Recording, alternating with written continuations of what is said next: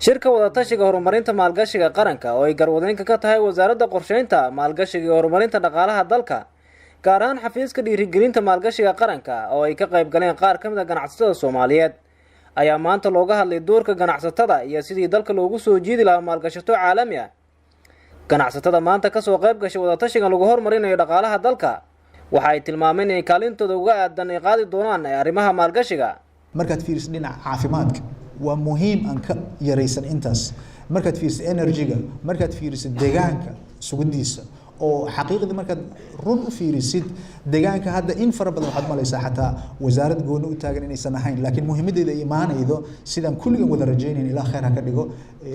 saliidan aan malaynayno petrolkan aan malaynayno haddii ilaahay subxaana watacaala uu soo fududeeyo waxaad malaysaa waxyaabaha priority-ga yeelanaya inay noqonayso deegaanka iyo ka taxadirkiisa. marka la dhaho deegaanka iyo taxadirkiisa waxyaabaha ugu fududo hadda macna lagu sii horumarin karo ama looga sii hortagi karo waa horumarinta waxbarashada iyo caafimaadka dadka iyo dabcan deegaanka oo imaanayo sektarro fara badan oo kala gedisan oo xoolihii ay soo galayaan, beerihii soo galayaan, badda ay soo galayso, hawada ay soo galayso, in fara badan ay soo galayso. marka waxaan leeyahay alxamdulilah waa soo dhaweynaynaa barnaamijkan plankan sagaalaad ee dowladda ay wado waana ku faraxsannahay. baahiyaha loo qabo in la maalgashado gudaha dalka ayaa lagu sheegay inay sabab u noqon karto kobac uu sameeyo dhaqaalaha Soomaaliya.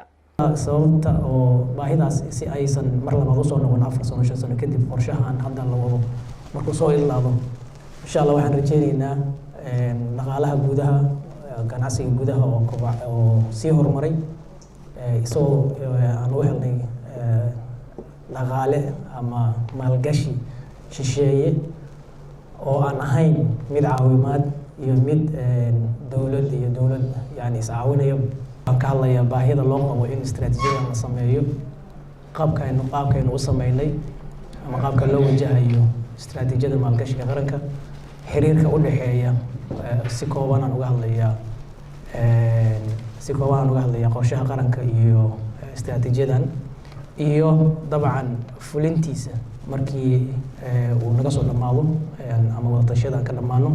heerka uu gaari doono korjoogtayn markii la fuliyo iyo tilaabooyinka xigi doona insha Allah.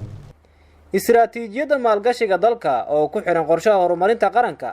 waxa uu qayb weyn ka qaadanayaa horumarinta guud ee dhaqaalaha dalka kaasi oo uu bixinayo xafiiska ra'iisul wasaaraha xukuumadda federaalka Soomaaliya.